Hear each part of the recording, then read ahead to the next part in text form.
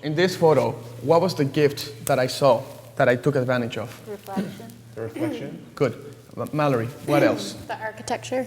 Which is in geometric The forms? framing, yeah. Of rectangles. Yep, geometry. Is there, you see how that's the gifts are showing up like they're screaming at you? They're just right there. You see that? Pattern. Right?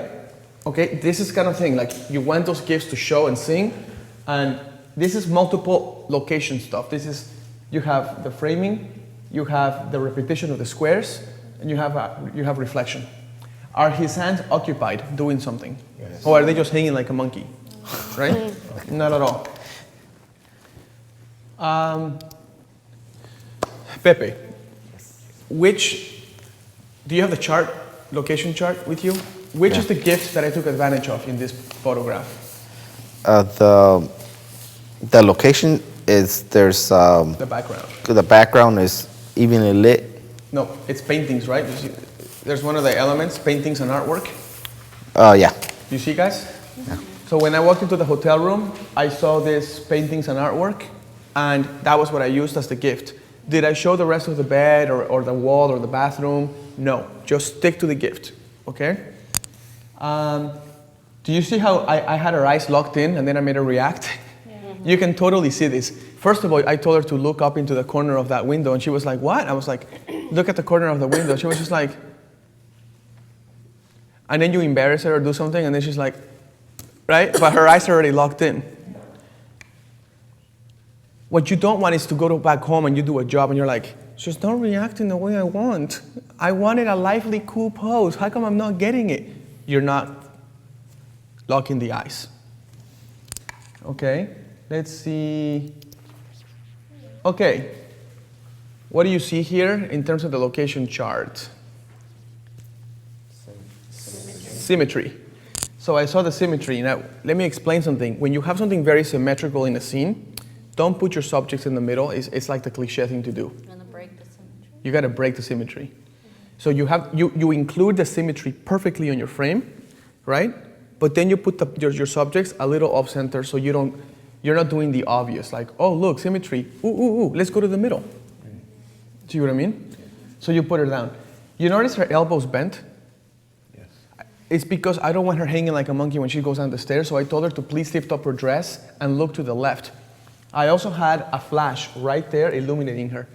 Even though there was a window, this goes to what I just said. That's fine, but you can always improve the light by putting a flash, video light, reflector, anything you want. Okay, let's take a look at, oh, here's a,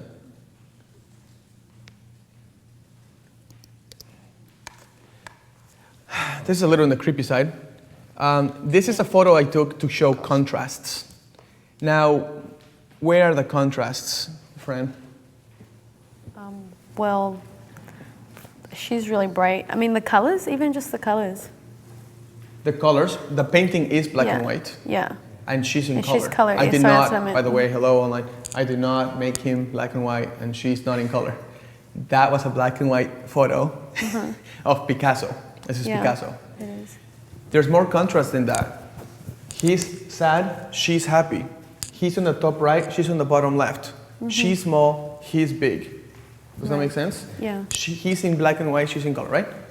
You have all of this, multiple contrasts going on. This is good for the people watching online as well to remember that contrasts doesn't have to mean Yeah. light and dark. That's It can awesome. mean smiley, not smiley. It can mean big and small. It can mean bottom left, top right. See what I mean? It's all of these different things. Yeah, that's true.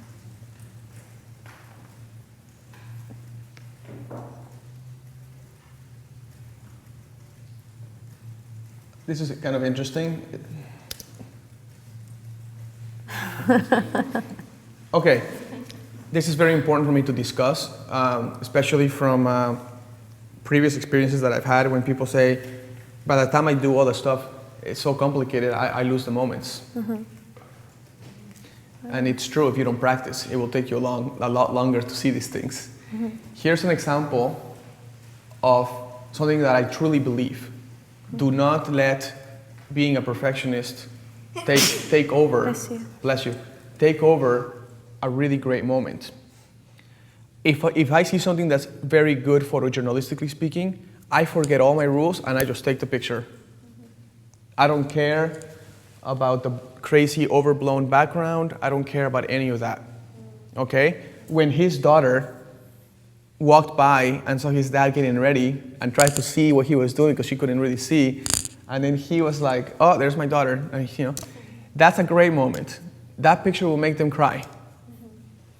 So yes, I would say a great photojournalistic photo trumps being a perfectionist and cleaning up the background. The stuff that I'm talking to you about today is about when you have control. Okay? Yay, control.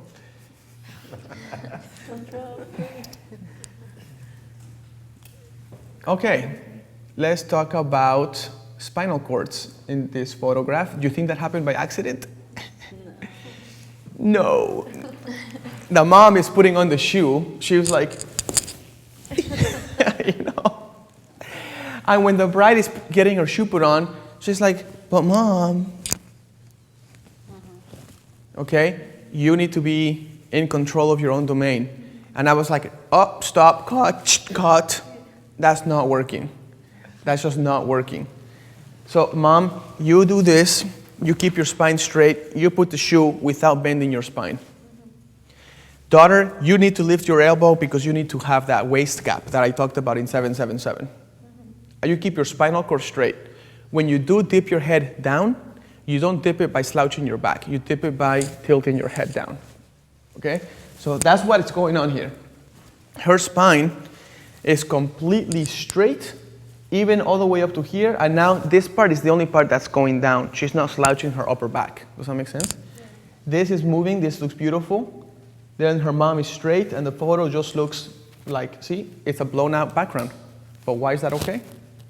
It's even. Because it's even. Okay?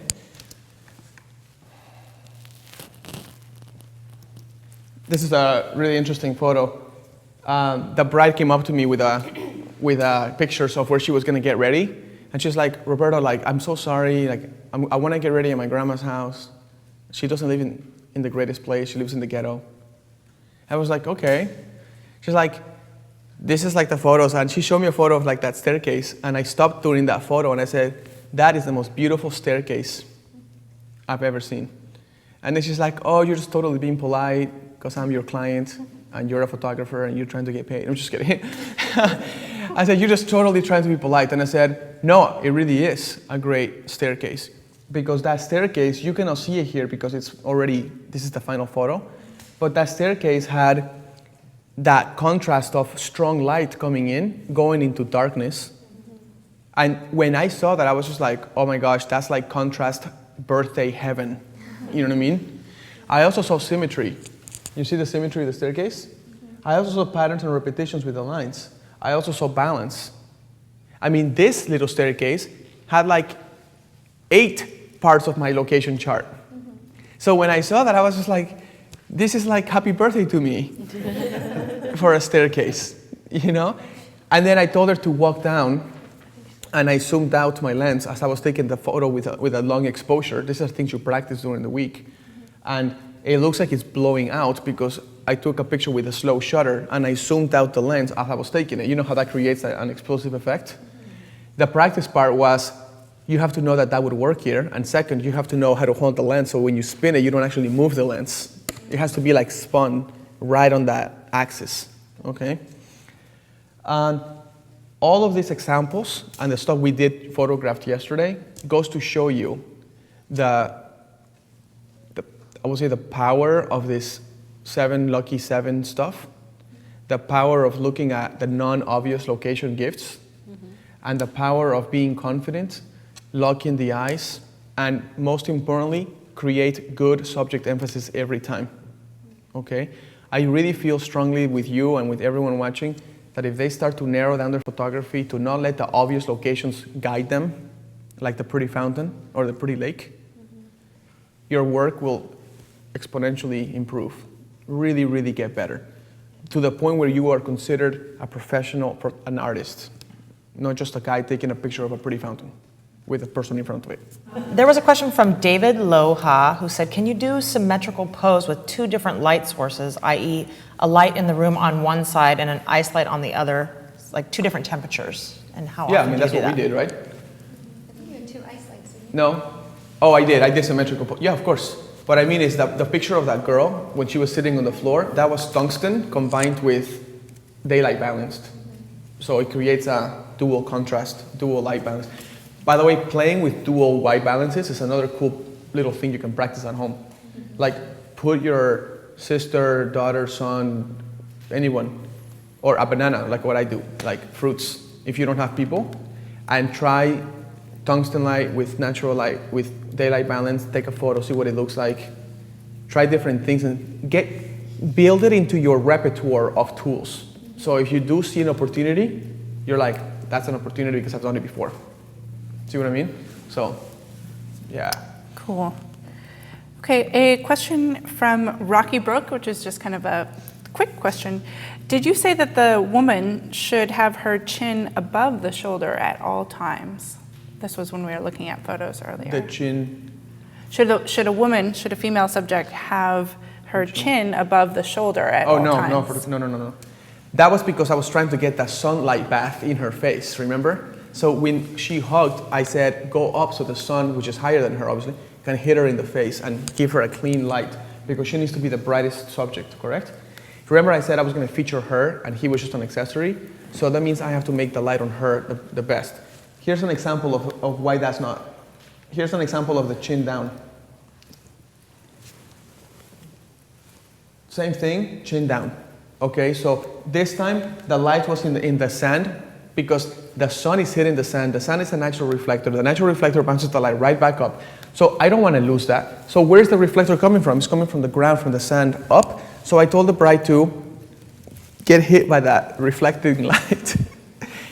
One thing about the beach gifts is the gift of the most amazing bounced light from the sand. So every time I don't use the beach for the water per se, I use it for the quality of light that it can give you. See, that's another non-obvious thing of the beach, right? People say like, oh, there's the beach, water, which is fine. But if the sun is hitting the sand and you see that reflective light, take advantage of it. Pose in a way that features one. Right now I feature the bride again. So. Question from Robert Lugtu from San Francisco. How much time do you take to scout locations prior to shooting? I know evaluating all of the elements has become more routine and you're always looking for these elements, but how much time is dedicated to the scout before a wedding? That's a good question because a lot of people ask me that question, and I think that's a good one so everyone can hear it. Rule of thumb is, who cares? You're supposed to look at the light at a particular time. But in my opinion, because we have tools to enhance the light, like video lights, like reflectors, and like flashes, I don't believe that that's the only way you should go. I believe that it's okay to see something that's not lit well because you know you can light it well. You can create the light. So I do walk around maybe for about 15 minutes before a job, maybe 30 minutes at the most. And I do walk around the rooms, I do walk around the lobby of the hotel, and I just say, that would be a cool photo because of this element, but I have to add light. See, kind of like that. This photo here, let's see if I have it. The one that was in the cover of Rangefinder, remember that? This was not lit very well anymore. It was kind of like the sun was started to fade away. So I said, instinctively you say, the light's no good, it's not gonna work. But I say, you can improve the light, you can make it happen, you can create it. So I did use a wireless flash to illuminate, and I used a high ISO, so that light would really influence that painting. See what I mean? So I had an off-camera flash here, and I shot it from a 45-degree angle. I locked her eyes, I locked his eyes before I made him react, and then the painting was the balance point of them. So this is an example of where the light wasn't great, but I made it work.